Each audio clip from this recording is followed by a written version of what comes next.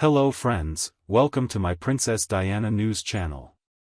Before moving on to the video, if you are not subscribed to my channel, do not forget to subscribe and turn on notifications, so let's move on to the video. Big fail. The British royal family has coldly rejected Harry's plea. Prince Harry rethinks his return to the UK for Invictus Games service because of security concerns. He had earlier attributed these fears to Meghan, but now it has emerged that he himself is scared. For the full video of that, please take a look. An insider says the Duke of Sussex is considering whether to attend the May 8 service at St. Paul's Cathedral because of security fears. With the persistent concerns over security challenges, Prince Harry is considering participating in the 10th anniversary service of the Invictus Games by a virtual link or pre-recorded message. The decision follows legal setbacks over his security arrangements in the UK in recent weeks. With his appeal against the Home Office's refusal to give him police protection having failed, however, his ability to access such royal security services has been hampered. Prince Harry has just been at the center of a legal row involving the Home Office's refusal to pay for police protection for his UK visits. Prince Harry and his family stayed in the United States after he stepped down from working as a royal. The UK government insists that his security expenses during the UK visits should be self-financed, excluding official royal engagements or when accompanying the royal family. I do believe fully that he should be the one covering all such expenses during his visits to the UK by himself. He's moved to America and complies with their tax laws, so why should UK taxpayers have to pick up his security bills? It's not unreasonable. However, there was a silver lining in the latest round of court cases as documents were leaked last week. His appeal, 40% of the costs exceeding £500,000, both dismissed by the judge, and instead, on the 90% payment, the judge ruled in his favor, leaving Harry with an estimated bill of £1 million, inclusive of his legal fees. Harry was very disappointed with some of the decisions on security that, according to a source, had been disclosed. No, he may have been, that's not for us to say. It's only fair that he might have braced himself for this emotionally. What a lack of vision. Where they would be depressed, we would be consoled. While an immigrant in the US may not ask for any rights or status as a result of the UK member's response, Prince Harry showed his resilience despite adversity and hence renewed his commitment to the Invictus Games and its participants.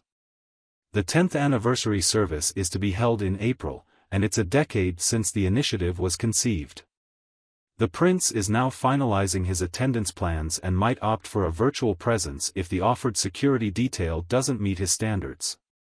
I mean, the problem is still security. Some sort of irony. He might as well not take part at all due to the exhaustion. Is he involved in discussions, or is he just as demanding as ever? Just wish he'd quit fussin' about his safety. Safer than most of us, lack bulletproof vehicles and round-the-clock guards. So what do you think? What's this with the security issue? Harry frightened that some people might not be too keen on him after his betrayals or something? Or is this just the one worry for his military record? If so, I should think he is no safer here than back in the UK. Why in heaven's name does he think that he is safe attending his court cases but he needs top-notch security in the UK for the rest of the things? It's nothing more than a temper tantrum over his trumped-up court case and an effort to claim international protected person status. Why was it baseless? He has lived abroad, for crying out loud, 3 years in advance of 2023 and he is not a working citizen of a state, yet he feels entitled to state security covered by the taxpayer for every visit. Finally, it is all clear as crystal. All that endless talk about returning to the UK is nothing but chicanery. I am not buying Harry, nor any of the others' intentions to return. Return for what? Security, security, security, security. Rubbish. They have gauged the temperature of public opinion and decided to not front up to the scorn that gets thrown their way. That's the whole point. Don't give us another bloody video, Harry. If you can't be arsed to turn up, don't even bother making one. Imagine living in mortal dread of your wife for no reason. At any time, she can just get up and leave you. He had been made aware that she left family and friends at will. He had known that she had left him in turn.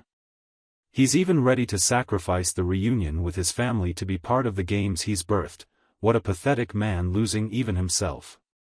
The hostility against him and the royal family, in general, was very alive at the Jubilee. The whole congregation was in the air. Disgust and hostility increased up to the Queen's funeral. Every time he's in the UK, all he does is goad me. He needs security to protect him against bodily harm, not the public whom he has exposed to his unbearable actions. Once the old days, he would have been left to the tender mercies of the mob, flung into the Tower, and then led off to public humiliation. Anyway, that's great if he won't come. Back to the point of Invictus honoring these phenomenal, heroic veterans. And his perennial security concerns, ongoing court cases, and his never-ending bottom line of fees for the taxpayers. He's just a scaredy cat of his security vulnerabilities. He should have thought of that before he was boasting about his victories over the Taliban. This not only underscores his risk but places every other person in the vicinity at public events in danger of being a target as well. As Harry continued to fail in understanding that his never-ending critical behavior would bear fruits, his endless complaints about his security seemed more connected with the loss of his sense of importance from within his time in security convoys. Himself, the one who deserted his royal duties of working member. It's high time he realized that. William will most probably bring more donations, and this time there won't be private jet bills with him. The money that would come in and be utilized for this purpose would simply be lavish accommodations, expenses, security, designer clothing, jewelry, and PR money. It generally turns into a common argument that this is William's favor over Harry. Does Harry still treat himself as a very special, very, very special, especially, special one? Yes, the rest of the people seem not to be treating him that way. His attempts to convince himself of his importance only make a bow to vanity since very few believe that. It seems that security is not a problem unless he fears being made fun of. He and Meghan had built up their story, it was time to meet reality. They were common people, not accountable to anyone's expenditure and not the citizen of any state. Definitely, his absence could hardly be felt. There was no turning back now, the books, interviews, and documentaries, all about Meghan. She would take care to be in the limelight. He probably thinks that we are unwise, but he is a human without much reflection. He's afraid for his life in the country where he was born and grew up. 20 million registered firearms in a country that has over 400 million, and who can guess how many others there are that aren't registered? A recent Vancouver pre-Invictus event, he was not concerned with security. Neither he nor his wife received any jeers in Vancouver, and that's about the only thing they felt insecure about. As for Harry, the word is out on the street, it's his constant whining about security. He uses his so-called security concerns to inflate himself with a sense of importance. He's best to stay put at Montecito Manor and play the part of a big figure at the old place.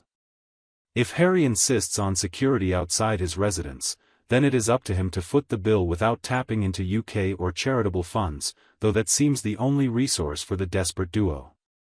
Harry is highly disappointed with what the decisions made concerning his security were. His plea for security was not only for his benefit but also involved his family, the public, and the officers assigned to him. That view, however, does not seem to hold water. The concern of Harry is purely self-interest towards aiming at the internationally protected person status. Now, however, he disallows himself from such a status with his own actions. The status would also entail police security, which the taxpayer pays for, wherever he and his family go in perpetuity. This would also allow him to have some diplomatic immunities, for example, not to be prosecuted in another country and having access to secret information. Such lofty privileges are undeserved, given the spareness of the book and its disclosures. And, of course, as if to square the circle, children are always corralled into the conversation. Harry could be quoted as saying he wants the children to feature in Netflix productions. But is it genuine, or just mere lip service? Come filming day, he could even find some excuses as to needing to attend to Archie's birthday preparations, sending out invites to all the guests. Maybe there will be a new picture of Archie like that of Princess Catherine's release of Louis's birthday snapshot, showing Markle's flair for photo ops. Can you ever be that public, like Princess Catherine did? I dare you to do so. It's all nonsense. Harry seems to be good at applying only one kind of pressure, his father. Another of his ploys to arm-twist his father and then twist his arm to force the Home Office into giving him taxpayer-funded security. He might as well turn up on video at the games then if he allows William to attend in person. But Harry, the world doesn't revolve around you and your petty grievances. Besides, you aren't wanted here. Allow these Invictus game competitors to be in the well-deserved spotlight and receive the kudos due for their efforts. Did you hear the latest Invictus with their approaching Tyndall to replace Harry? It sure does sound like they have endured enough. Now Harry rethinks blowing out the event, for he realizes he won't have his free security. I start to think that Invictus really distanced themselves because of the drama the last time they were involved. They had a pretty nasty fight at the airport and were walked out of the airport.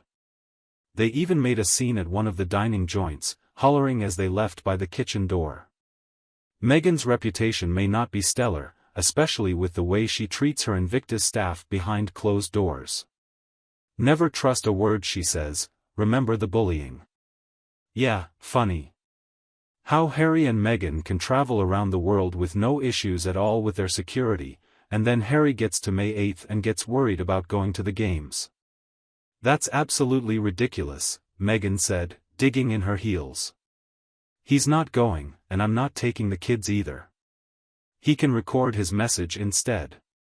Just imagine the savings when that's not around, no private jet, hotel bills, designer outfits. All that money could be going to help veterans, who undoubtedly would rather see that than Meghan changing her clothes or photographers getting pictures of the games instead of her. Other people who will feel his absence are the royal family and veterans.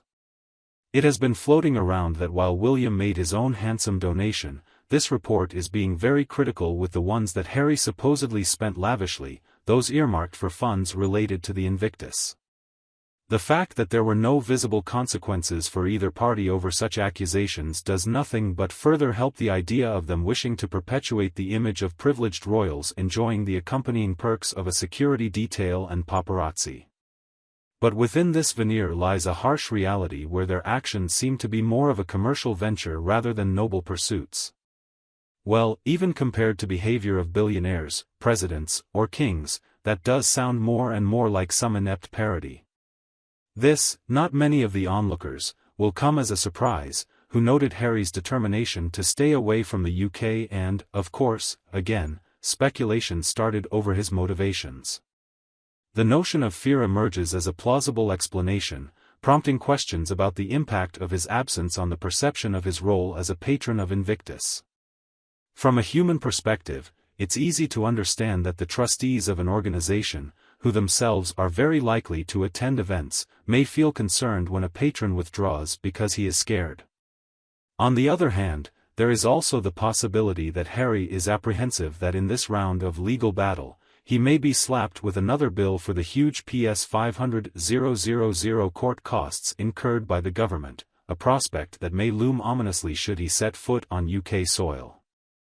These speculations only add to the already debated point, which will not rest or go away with respect to Harry's decisions and actions. This is an acceptable point of view where the suggestion that Harry should consider renouncing his involvement with Invictus, based on his reported concerns surrounding security expenses, is something that should be looked into and accepted as such. If, indeed, Harry's fears of going on tour without host governments paying for security remain, this might well spell out a very different kind of royal visit for the Sussexes. Royal tours are rarely commercial. Entrusting individuals like Mike and Zara Tyndall, who are well-respected figures with a strong commitment to charitable causes, could inject fresh energy and focus into the organization. Further, organizational leadership with smaller financial security burdens to be carried by Invictus in the form of significant expenses could be put into place for even more effectiveness in their initiatives for their impact to reach higher levels of achievement. The paramount consideration will be the continued success and sustainability of Invictus in fulfilling its mission to support wounded veterans. If change in leadership can lend toward that end, then serious consideration is warranted. Besides, Harry has to understand that William did not walk away from Invictus. He was being the honorable guy, taking a back seat and allowing Harry to take the stage. Harry, William, and Catherine all played their part in founding the Invictus Games. As for security, it is ridiculous that a former soldier of 10 years' service, including time in Afghanistan, would portray the country as unsafe and still be living in his nation where they have a bad gun culture with gun violence rising. Enough is enough. It's more of Harry's petulance, feeling he is entitled. He is not happy with the court's decision. He shall apply for security via Ravec with 28 days' notice if he feels threatened. If not, he'll have to put up with his regular security. His cousins led their ordinary, everyday life on an equal standing but a few rungs lower on the security ladder, without the guarantee of it, save when discharging the royal duties. Harry's problem is that he just feels entitled to everything. If that is going to be his choice, we will abide by it simply because we want him to come back.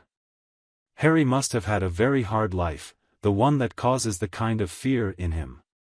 Harry behaves like he's some kind of fugitive.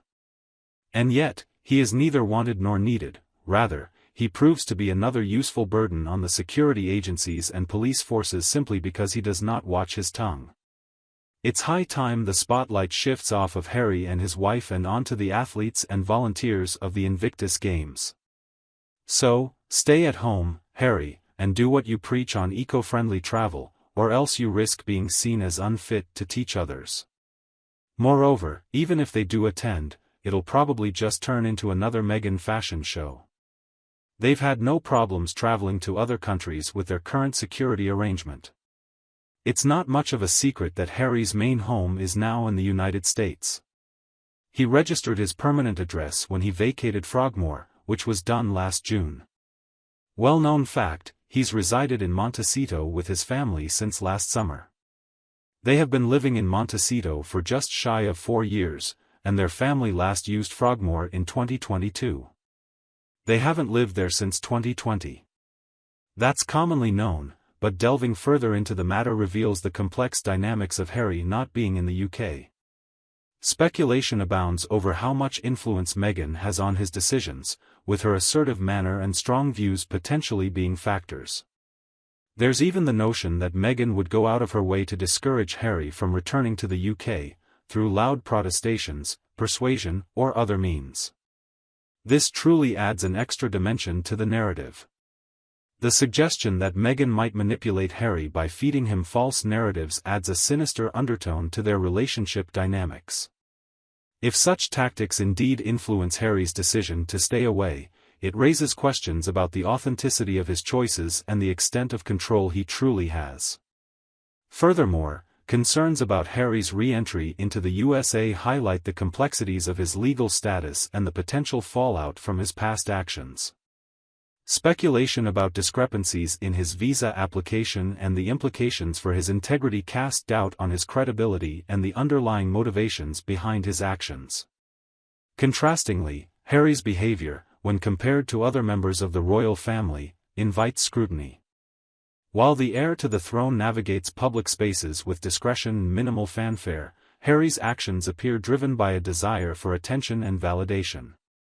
This contrast underscores perceptions of entitlement and privilege within the royal family, prompting reflection on the expectations placed on its members. Moreover, the sentiment expressed by some regarding Harry's permanence in the U.S. reflects underlying tensions and grievances within certain segments of the public. This situation highlights the divergent paths and the scrutiny that accompanies each member of the royal family in their public and private lives. What does seem clear is an aspiration that he just remains abroad and off stage, out of further controversy, reflecting a general sense of fatigue and even disillusionment with what he has done and who he is. The financial success of Harry, however, if he does manage to achieve it, would kind of be an ironic victory. It has been reported that he would be taking jibes at the royal family. It blurs the boundary of his personal responsibility and family, as he probably can then use the proceeds from such business to finance his security, thus transferring the responsibility onto himself. In the end, one gets the impression of resignation and acceptance, whereby they think probably Harry's continued absence may be for his best. And while his father's love would endure, strange surely would be that love following these most recent events and public disclosures. But such a strain may heal and repair itself over time and struggle. Viewed in that light, Harry's staying away would display respect to the royal family and be a step toward re-ensconcing peace and stability within the members of the royal family. The sentiments put forth towards the likely effects of Harry on the Invictus Games and, in general, the issues touching on his behavior really make one think, and I mean a great deal. The concern that his presence might overshadow the event, diverting attention and resources from its noble cause, adds to the delicate balance between personal interests and communal obligations. Of course, the very essence of such events is to honor the sacrifices made in serving one's country, rather than focusing on personal grievances or demands. Harry's purported complaints about security juxtaposed with the solemnity of the occasion serve as a stark reminder of the responsibilities that accompany privilege and fame. Recent allegations and controversies regarding his character only deepen public skepticism and disdain. The accusation of animal cruelty, albeit unsubstantiated, further tarnishes his image and exacerbates existing antipathy toward him. The notion that he expects taxpayers to fund his security while being completely detached from the UK underscores a sense of entitlement and disconnection from societal norms. Furthermore, the idea that Harry seeks immunity as an internationally protected person to evade legal responsibilities in the US adds another layer of complexity to the discussion. The implications of such a status, especially in light of ongoing revelations and unresolved visa issues, raise legitimate concerns about fairness and accountability. These issues demand thoughtful consideration and scrutiny. The balance between personal freedoms and communal responsibilities, the nuances of celebrity privilege, and the quest for justice and accountability all intersect in this multifaceted narrative. As observers, we are invited to engage critically with these themes and contribute to the ongoing dialogue surrounding them. That's it for our video, my friends. I hope you have liked it. Please let me know your thoughts in the comments, and like the video. If you haven't done so yet, if you want to be first to be informed about my content, please subscribe to the channel and make sure you turn on notifications. Thank you for spending this time with me. Take care of yourself and stay healthy. I'll see you in the next one.